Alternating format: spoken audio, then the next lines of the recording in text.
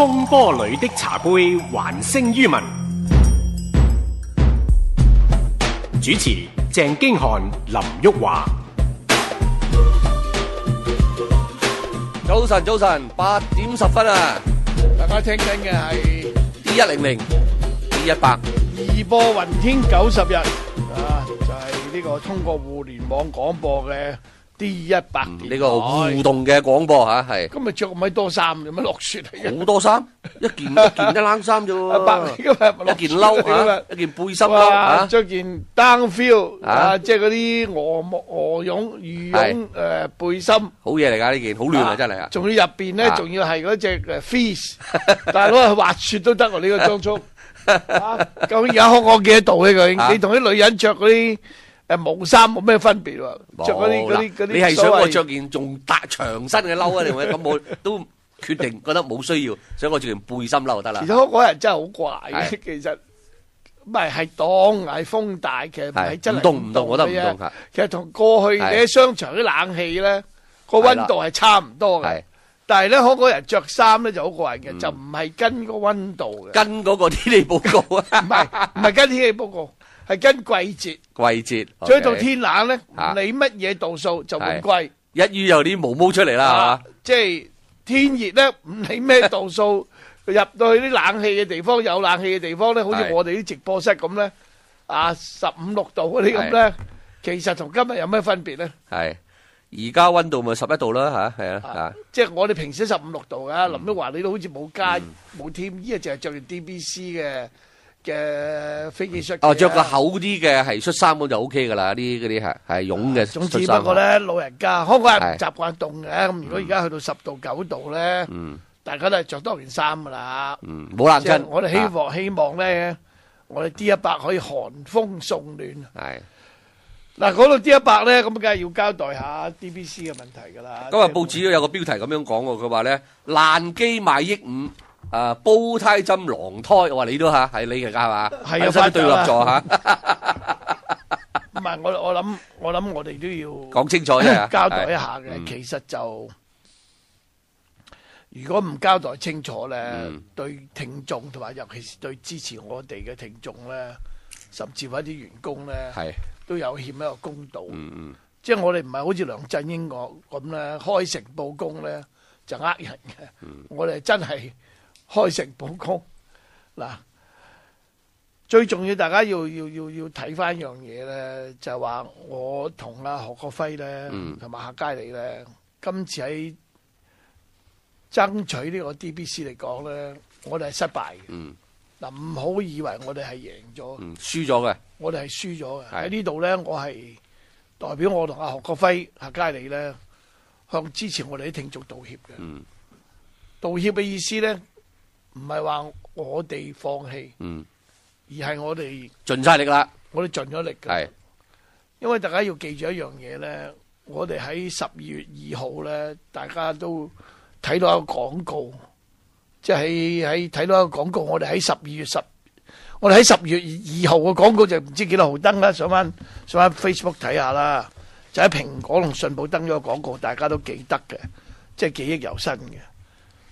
因為廣管局咧，即係呢個叫做咩局啊？而家叫做通訊局啊，通訊管理局啊，通訊管理局就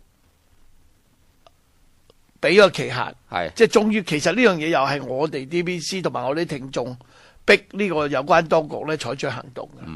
即係點解我哋一直話要求政府介入咧？就係呢一樣嘢做啊嘛，係咯嚇。咁佢就要俾咗封信，即係其實唔係一封信咁簡單咧。當然就係下咗個決定咧。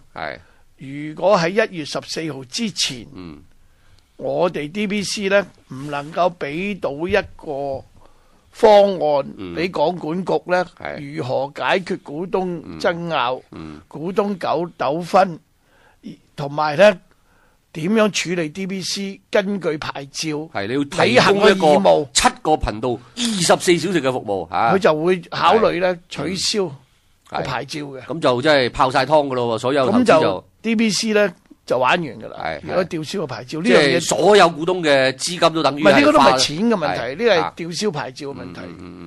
咁我哋就會失去咗一個平台。於是我哋咧就喺10月2號咧，我哋就向呢個廣播管理局咧，即係向呢個我哋對方嘅股東咧提出一個方案嘅。個方案係我哋提出噶嘛。就話 DBC 咧，嗱，大家睇翻個廣告啦，個廣告係咁嘅，就話天地良心，在商言商，你們為什麼拒絕拯救 DBC， 還聲於民嘅三贏方案？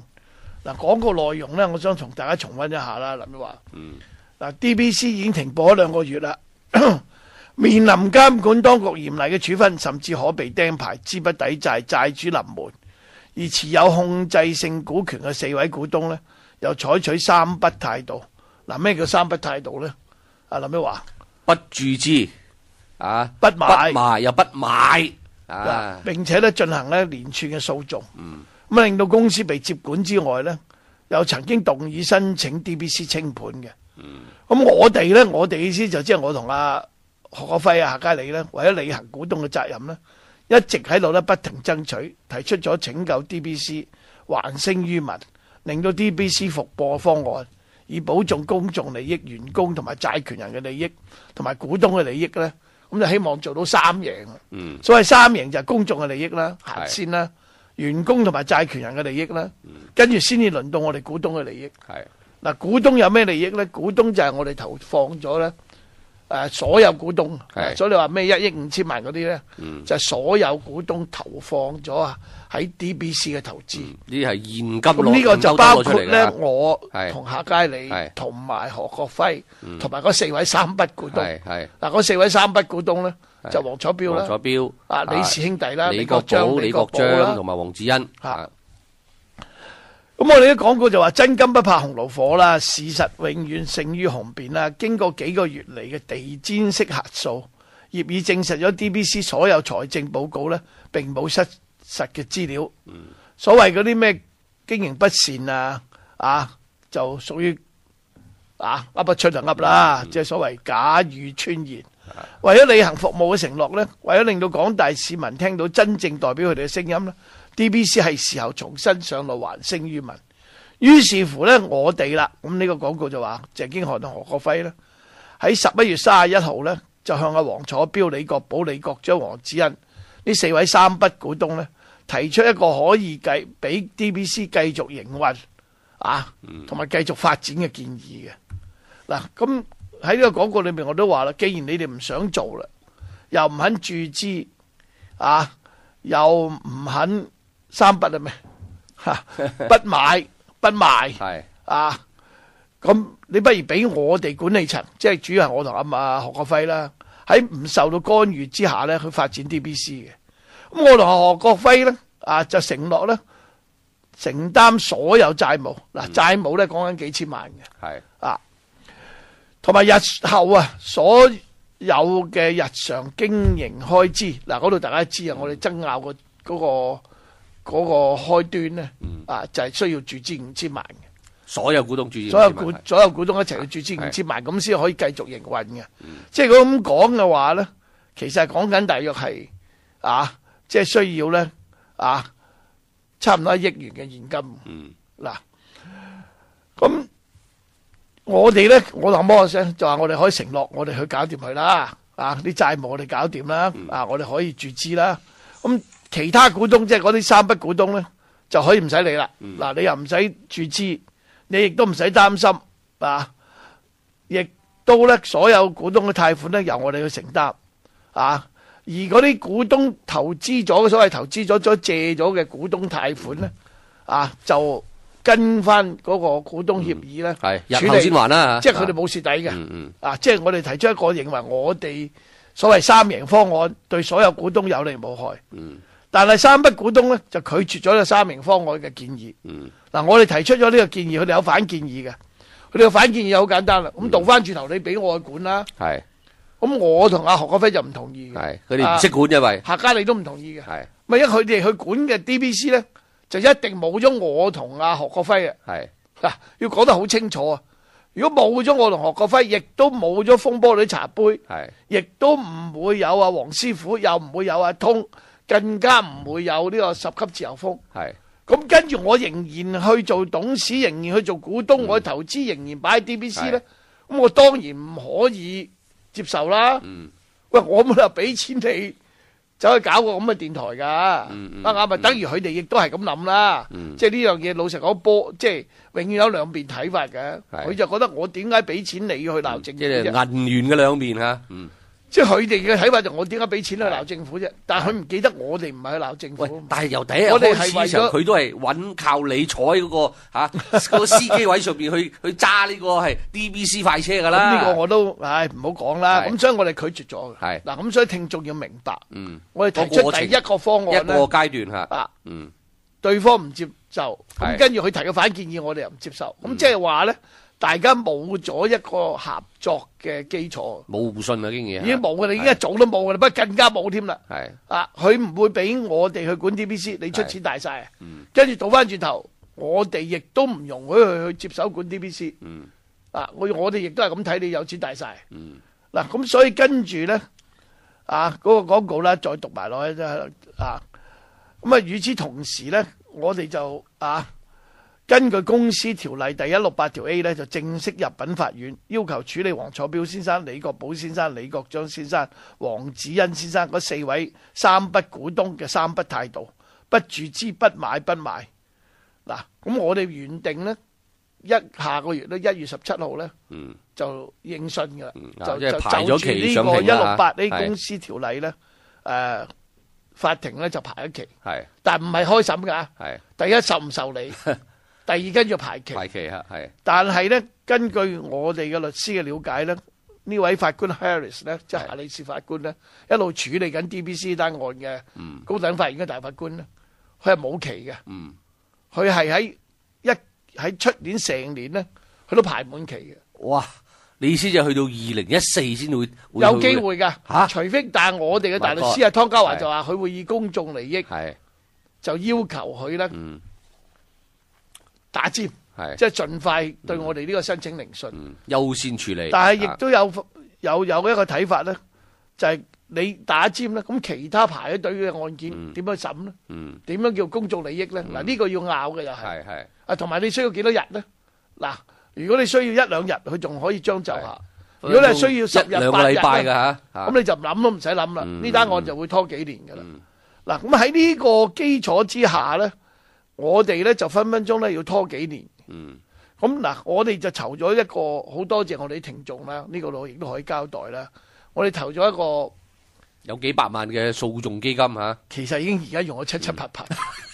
如果我哋就嚟有條數交，因為而家處理緊呢啲賬單，咁呢啲單據咧就會交俾我哋2位基金嘅信託人，即係阿朱耀明牧師同埋阿李卓人議員咧，等佢哋去處理啲賬單。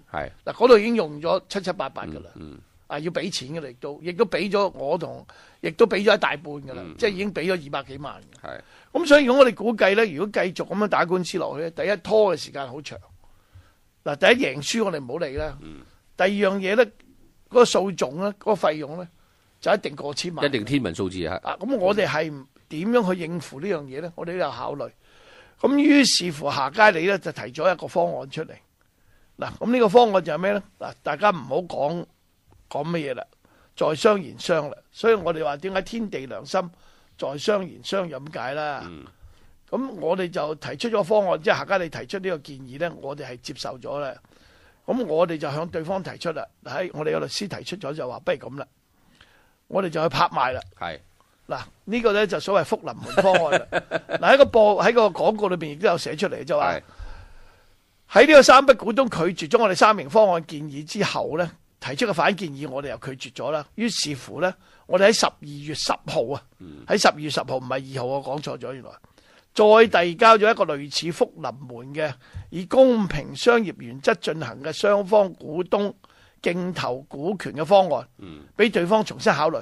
嗱，我哋12月10號嗱俾咗呢個方案對方之後咧，對方一直係冇回應嘅，一直係完全冇回應嘅，係直到上個星期就阿黃楚標咧就接觸咗阿何國輝，即係阿 Morris 啊，就話可以出嚟傾。咁出嚟傾咧，佢就係接受嗰個拍賣嘅原則嘅。即係呢個由下街里方案。嗱，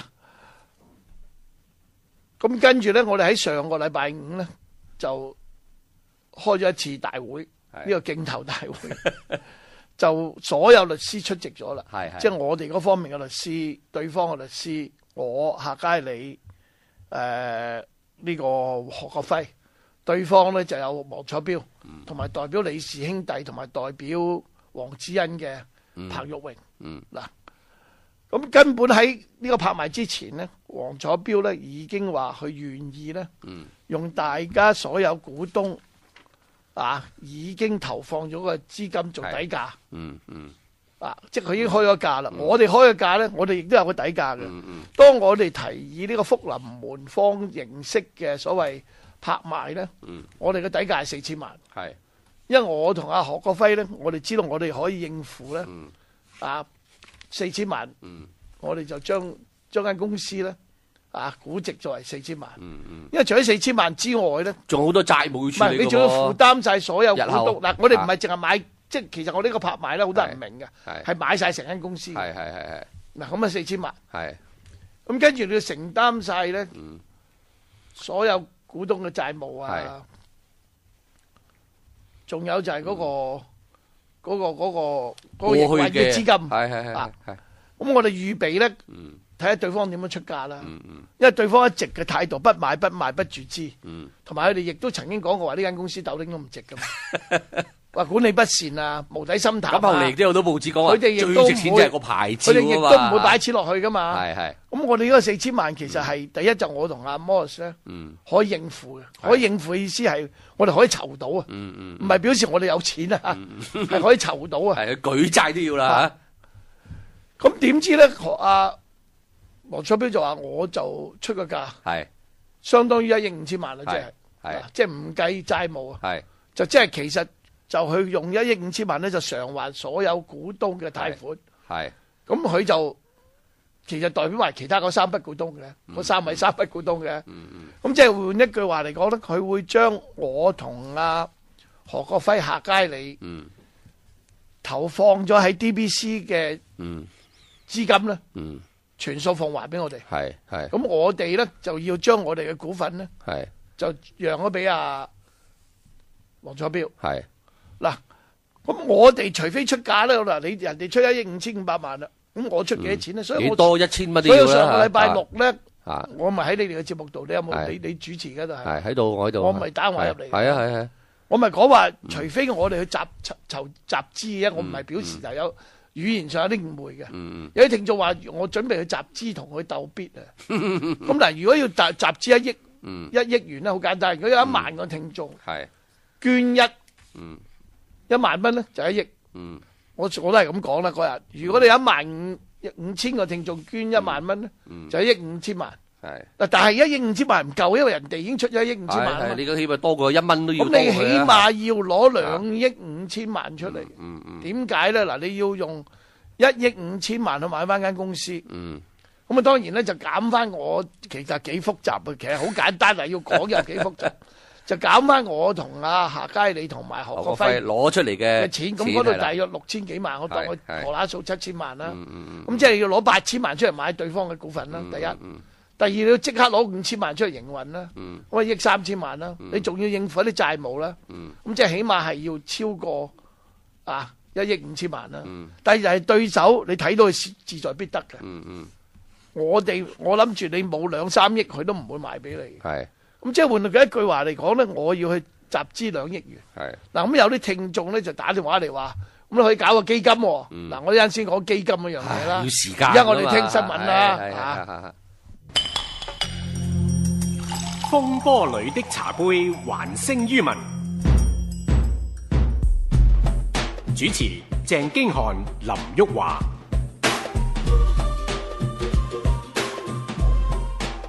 早晨，8點36分，今日天氣寒冷啊！喺大約喺10度話10度以下，咁香港人就唔習慣呢啲寒風凛凛噶啦。大家着多件衫。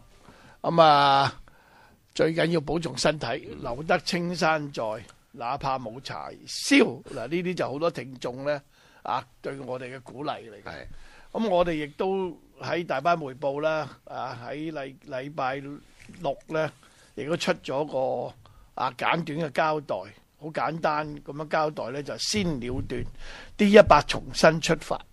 嗱，咁正話講到關於集資嘅問題，點樣同黃楚標代表嘅三筆股東嗰一方面去互相出價競投 DBC 間公司咧，我就講到咧，大約需要咧，起碼有得2億元現金咧，你先至可以同佢玩呢個遊戲。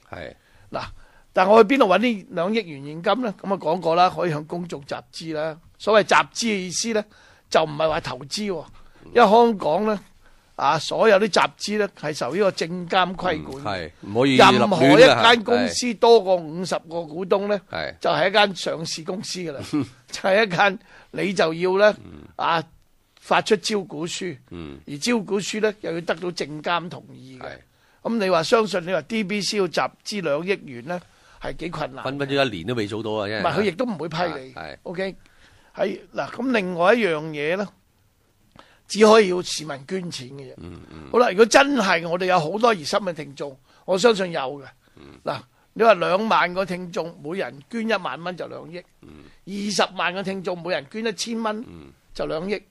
嗱，我就相信我哋絕對冇能力揾到20萬個聽眾咧，會捐1000蚊俾我哋。我唔係話啲聽眾唔支持我哋，亦都唔係話啲聽眾吝嗇。亦個問題就話，點解要捐錢俾你咧？我都要諗呢個問題。我點解要去叫人捐錢去買呢個 DBC 咧？捐咗錢之後，我點樣處理呢筆錢咧？當然呢筆錢就我哋買 DBC 啦。以後呢班捐款人佢扮演一個咩角色咧？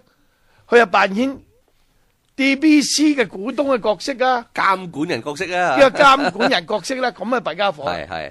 你有2萬個人嘅聲音咧，我話俾你聽咧，我就呢份工係好難打，你明唔明啊？即係呢個係行唔通嘅，即係我亦都唔想，你明唔明啊？我哋會有聽眾咧會支持我哋，但係你話喺短時間內通過捐款嘅方式而捐到2億元咧，我相信喺香港都未試過。救災嗰啲可能有冇試過救災捐過2億元？冇未試過。都有㗎，好似我都記得億聲都有㗎，咪地震嗰啲啊，幾千萬有。第二個問題就喺短時間內籌到呢個資金，亦都係好困難。亦都有啲法律問題嘅。咁跟住就一定有啲人話：咁你捐咗啲錢，你就係還俾我㗎。咁你就係做咩啊？譬如而家上水有班網民去包圍啲水貨客，譬如我唔支持嘅，我倒翻轉頭鬧啲網民，我支持啲水客嘅。譬如咁講啊，譬如我支持雙非孕婦嘅，譬如我支持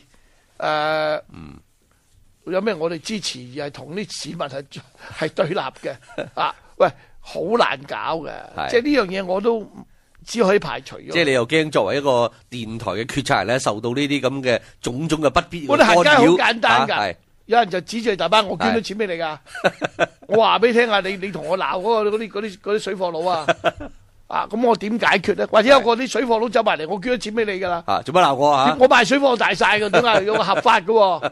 嗱，即係呢個唔係，即係呢個都唔係一個理由嚟嘅。即係我覺得呢一樣嘢咧，最重要大家要理解咧。我哋響登咗廣告，亦都擺上我哋 Facebook， 有幾十萬人睇過。我哋話提出呢個下街里方案嘅福臨門式嘅下街里方案，其實下街里先生諗出嚟嘅。我唔好講咁多啦，大班你同我哋玩咁好玩啦。嗌頭咯，擺喺台面，大家出價咁就係人哋，你唔可以輸打贏要嘅。嗱，呢個第一個問題。第二樣個問題咧，就算係去咗法庭，法庭可能都有個咁嘅裁決㗎。嗱，咁而家你可以睇到一樣嘢，對方咧來勢洶洶咧，係初就想 DBC 釘牌，收尾咧就覺得唔釘得，而家就想袋咗落袋，就想攞咗 DBC，咁佢就不惜工本㗎啦。即係我哋冇可能咧同佢競投嘅，亦都冇咁嘅財力，亦都唔可以玩話事啤咁大家鬥大嘅。你開玩笑咩人出億5，我好簡單，我10億，跟住我賣俾你黃楚標話，喂，我邊度揾10億啊？好啦，跟住佢話11億，咁我梗係發達啦。但我而家冇發達啊嘛。有啲人咧就好唔明嘅，有啲人啲心態我係唔明白嘅。即係所以話我而家咧今日咧就向大家講咧，我係向大家道歉嘅，我係失敗嘅。即係我何國輝係失敗嘅，我哋係輸咗嘅，我哋唔係贏，唔使為我哋開心。我哋冇攞翻咩錢嘅，我哋攞翻嗰啲錢咧，就係我同何國輝擺咗落去 DBC 嘅終身嘅積蓄，真金白銀嚟嘅嚇。唔係我哋嘅終身嘅積蓄嚟㗎。我哋唔係有錢佬嚟嘅，老實講有幾千萬幾好咧。對我嚟講，我退休嘅嚇，我所有嘅積蓄擺晒落 DBC，我只不過攞翻啲錢。係冇息添嘅，係攞翻我嘅本金。嗱，我都唔介意再講啦，仲要係分期付款嘅。唔係即刻攞翻。但係呢個一切都係有待呢個係簽咗嗰個。12月31號。係咯，簽實。仲要咧，港管局咧同意。DBC 復播。嗱，如果唔係咧，就豆領都冇嘅。到今日為止，一個先都未袋落個袋度。OK，就咁簡單啦。所以唔好恭喜我。又唔好以為我發得達，因為我啲唔係紅股嚟嘅。如果從嗰個公眾利益啊，從講呢個通訊局呢個要求嚟講，呢個持牌公司要復播，咁你同何國輝好似仲要提供一個免費嘅6個月嘅服務㗎嚇？唔係嗱，其實咧一陣先交代呢樣嘢啦，講咗啲大嘅問題先。即係我同何國輝或者客佳利嗰啲咧，唔係紅股嚟嘅。嗱，好多人做生意咧。其實初我哋搞呢個電台，好多人諗住咧有 OPM 啊，就話我咧他人的錢係嘛，最叻就攞人哋啲錢嚟做生意啦。咁當然呢個係最好啊，OPM 唔係壞事嚟嘅。你有本事，咁你有錢你冇話只投資或者搵唔到。你有本事，你有個，譬如我好似 Facebook 嗰度有咁叻嘅，我整個 Facebook 出嚟嘅，大班人投資俾我。咁呢啲咪叫 OPM 咯？呢個唔係壞事嚟，但係喺 DBC 呢個投資咧係絕對。通常好多後生仔創業嘅時候都係要得到呢啲咁嘅天使投資者去支持嘅，可能佢家人嘅朋友。唔係 OPM 嘅，係真金白銀。我同何國輝同夏佳利，我哋係擺咗大約6000幾萬落嚟。係我哋啲錢嚟嘅，而家我哋咧係攞翻個本金，係冇利息，仲有一樣嘢，同埋損失咗一個投資嘅機會。唔係我最痛心咧，我係用咗4年嘅心血，我開始籌備呢個電台，係當我仲未離開立法會嘅時候，其實呢個構思啊，其實構思就由我封咪開始啦，林曉華都知噶啦，我哋絕對相信喺邊度跌低喺邊度企翻起身。咁其實用咗4年時間，由08年去到2002年，我係用咗4年我所有嘅時間心血，冇做任何嘢，全職去搞呢個 DBC 去申請牌照，先就攞到一個 AM 嘅牌嚇，去成立呢個電台。咁而家攞翻我擺落去嗰啲錢，喂，我絕對冇協議㗎，係理所當然㗎。喂，呢啲係我嘅真金白銀啲血汗錢嚟，我攞翻有咩問題咧？等於你曾經可能有啲錢咧存咗入一個定期嘅存款嘅戶口，而家提款翻噶嘛，攞翻啫嘛。喂，我錯過咗好多投資機會喺4年，因為點解咧？我全職第一去做 DBC，失去咗好多去揾錢嘅機會。第二個問題，我將嗰4000萬嗱，我大約投放咗4000萬左右，其實我係唔止4000萬。但係嗰條數擺出嚟3800幾萬，因為我係用一個日價咧買咗阿胡漢清啲股份，所以其實我係投放咗多過4000萬。我而家攞翻3800幾萬，我係再加埋我啲心血，錢唔係一個問題。我成日都覺得錢財身外物，我啲屋企人亦都支持我。但係問題就係話，而家我只係攞翻個本金，有啲人就認為我發得得，有啲人就認為甚至乎呢啲係嗰啲咩奸狡啊，同埋咧最唔明嗰啲人就搞錯晒，就成日都以為咧你何國輝同埋夏佳利係攞到1億5千萬，係啊發達啊，唔係啊嘛，係啊發達，實你係，但係我都唔想啊，係買間成間公司嗰個作價嚟嘅，咁我哋佔嗰份咪40% 咯，好容易計嘅，1億5千萬40% 就4420中20咪6000萬咯，就咁簡單啦。嗱。呢個我係唔需要有任何協議嘅。嗱，至於啲聽眾，嗱呢個要交代嘅，有幾樣嘢要交代嘅。第一就啲聽眾集資咗啲錢俾我哋做一個數字基金，我哋有560幾萬，我哋已經用咗七七八八嘅，亦都今日嘅結果咧，亦都係一直咧通過一啲訴訟咧達到呢個協議嘅，已經用咗七七八八嘅。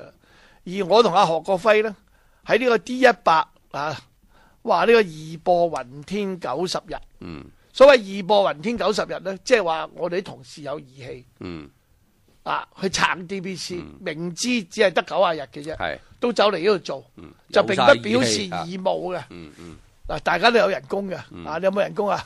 有啊嘛，我哋個 operator 甩頭啊，我哋係出糧嘅，係只不過有一啲節目，我哋啲基層啲員工咧，全部係支翻全身嘅，只不過係咧倒翻轉頭，真係有義氣，喺金錢上有所謂損失，你可以咁講嘅咧，就一班節目主持人，佢哋係譬如好似你咁咧，係減咗嗰個節目費咧，冇緊要啦，主持節目最緊要繼續有個平台啦嚇。咁我同阿何國輝咧已經投放咗200萬㗎啦。估計呢90日咧，如果我哋冇聽眾嘅支持，即係我哋就嚟都會推出 D100咧，我哋係需要投放大約500-600萬。咁其實就對沖翻呢啲聽眾捐俾我哋嗰個訴訟基金，就對沖翻嘅。嗱喺度我都交代埋啦。咁另外一樣嘢咧，好多聽眾就話咁點解唔係玉石俱焚咧？嗱，我哋有對方係亦就係啱對方就係咁樣考慮，想都想你咁做啦，就係想玉石俱焚，真係就係想我牌都冇埋，跟住咧你就血本無歸。嗱，我都講咗啦，我都係錢財身外物，我唔係關心個血本無歸嗰樣嘢。但係問題作為一個負責任嘅人，我牽頭去申請呢個數碼廣播嘅牌照，推動數碼廣播喺香港嘅發展。我哋請咗100個員工。我哋揾咗一啲收音機嘅製造商，人哋投資咗啲錢落去，喺深圳搞咗2條生產線，生產咗我哋啲 D100 嘅收音機，我唔知叫 D 幾多號嘅收音機，我哋嗰啲168蚊嘅收音機，喂，而家我哋好靚啊，壓綠色嗰啲，仲有我哋欠債，包括所有我哋支持 DBC 嘅 supplier，即係我哋嗰啲供應商，帶咗成幾千萬。如果 DBC 冇咗個牌，嗰3筆股東一早講咗，佢哋會拍劈劈走人嘅。即係佢哋有錢佬，但係佢哋認為咧跟足公司法做。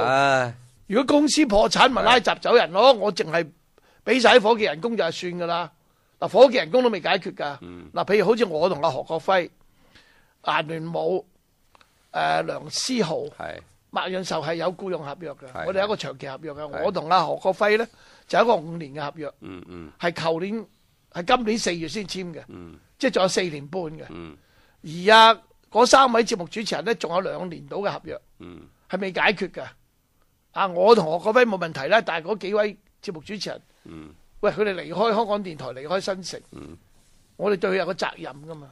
嗱，如果冇咗個牌 ，DBC 宣布破產，就欠咗幾千萬供應商嘅錢，仲有數碼港嘅租金，嗰度分分鐘1-2千萬，因為係一個10年租約嚟嘅。咁數碼港我哋可以不理啦，我哋政府咪由佢死咯，政府大把錢嚇。但係個問題就話，仲有買咗收音機嘅聽眾。我哋賣咗10萬部收音機，咁你聽眾買咗收音機做咩？當然我哋啲聽眾大部分都係聽 DBC 嘅，但係我哋係有個責任噶嘛。咁我哋喺權衡輕重之下，我哋覺得我哋應該保住個牌照。而黃楚標咧，呢個係最理性嘅一個分析啦嚇。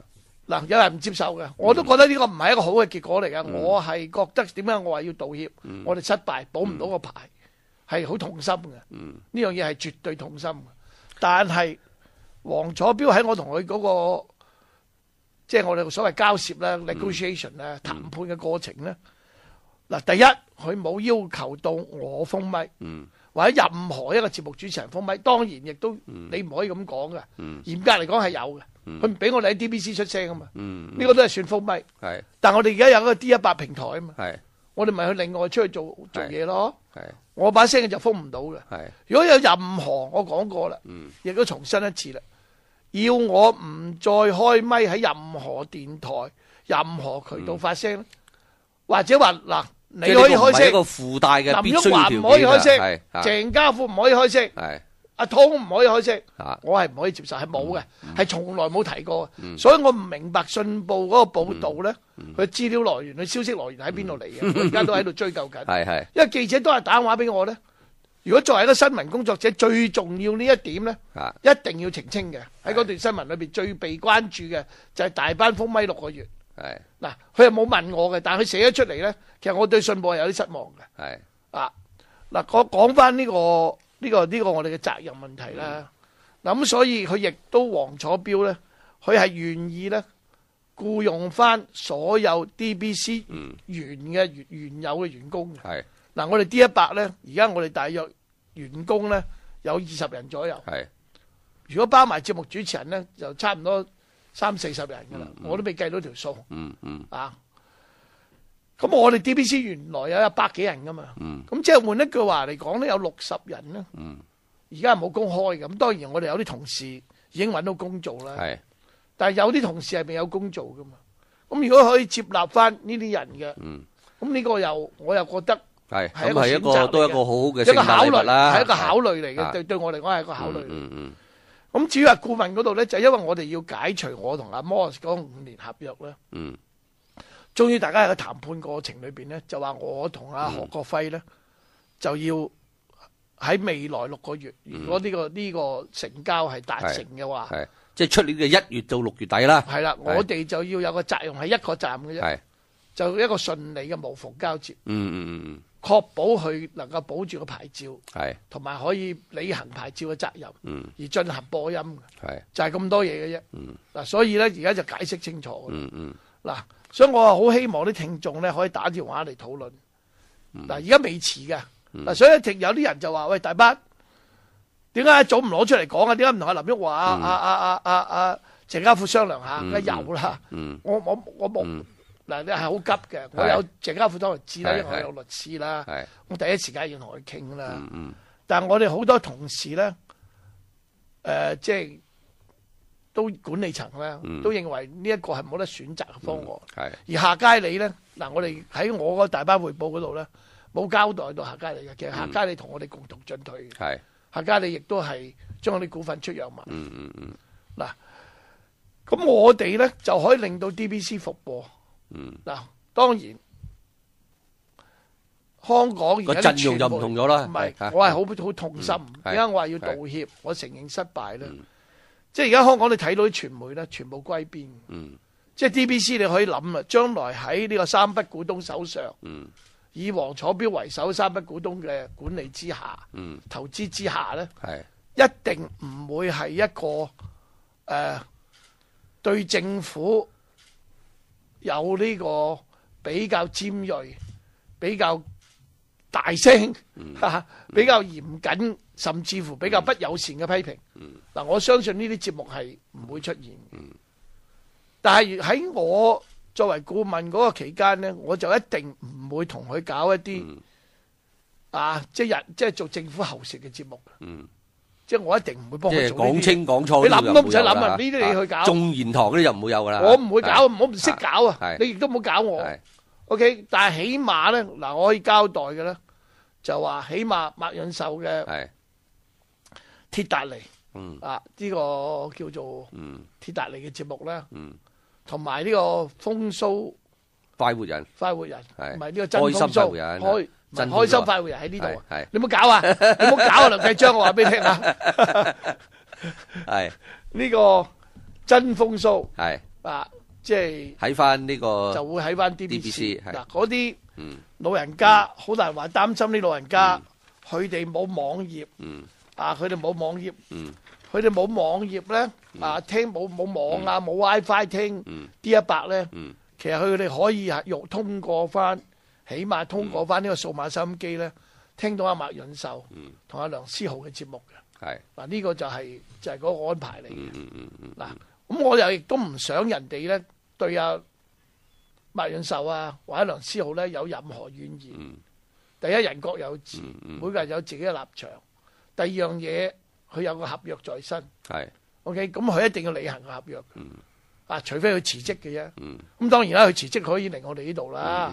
咁但係人哋你辭職嘅話，我又可唔可以俾到俾翻同一個條件啊，係咁呢個我對我哋嚟講係有困難嘅。係嗱，最重要交代一點咧，就係話我同阿何國輝攞翻我哋嗰啲本金之後咧，嗱咁而家大家我可以正式宣佈啦。呢個 D100 有着落啦，起碼我同阿何國輝會將啲資金咧投資翻喺 D100。如果唔係咧，你呢個義播雲天90日結束之後咧，就冇91日噶啦。我話俾你點解咧？因為點解？第一，我仲要去應付嗰啲官司，仲要有排打官司，亦都分分鐘咧，成副身家都冇埋。因為輸咗官司之後咧，唔單止你要俾律師費。你仲要俾埋對方嘅堂費，打一單咁嘅官司咧，我要話俾你聽啊，容記啊，用咗係5、6千萬，佢哋嗰單官司係居屋，我估計。嗱，第二樣嘢係用幾年時間，咁我仲邊度有精力？我同阿何國輝或者有錢投放喺 D100嗰度咧？嗱，而家唯一一個好消息就係，如果呢個協議達成嘅話，我哋又收到錢嘅話。我哋就會將啲資金咧，既然我哋投資咗喺 DBC 嗰度咧，我哋係繼續投資喺 D100。咁起碼就唔係我哋啲員工可以放心啦，你放心咪㗎。即係起碼90日之後，你叫咩名嘅？到時唔記得你，我想叫你金毛。嗱，起碼喺呢個義播雲天90日之後咧，我哋可以繼續廣播落去啊嘛，我哋係投資落去嘅，所以唔好話有啲人，同埋我哋嘅服務咧更加會充實啲，亦都可能有多啲嘅頻道嘅節目。我哋有辦法嘅，我哋會有第啲辦法，有啲嘢就而家唔方便透露，梗係啦，有啲嘢咧秘密武器要喺簽咗合約之後咧，我哋先可以透露，陸續披露。我哋下一步點樣行啦？咁我哋就起碼有一樣嘢，聽眾可以放心支持我哋嘅聽眾，就係話 D100。將會成為一個電台。嗱，本來我哋有第啲名嘅，咁既然而家叫咗到 D100啦，又做咗90日啦，咁我諗我同何國輝都同意，亦都同我哋啲智囊傾過咧。咁我哋繼續咧，其實而家喺呢一個時候咧，8點59分就嚟報新聞嘅時候咧，可以正式向所有聽眾公佈咧。如果 DBC 嘅協議係達成嘅話咧，呢個去到去我哋就會發喺90日之後，即係3月17號日之後咧，我哋就會成立一個 D100 台。嗱，呢一個咧就唯一可以同大家交代嘅好消息。嗱，咁喺新聞翻嚟之後咧，嗱，我哋可以聽下聽眾嘅意見。點解我咁講咧？而家仲未簽約。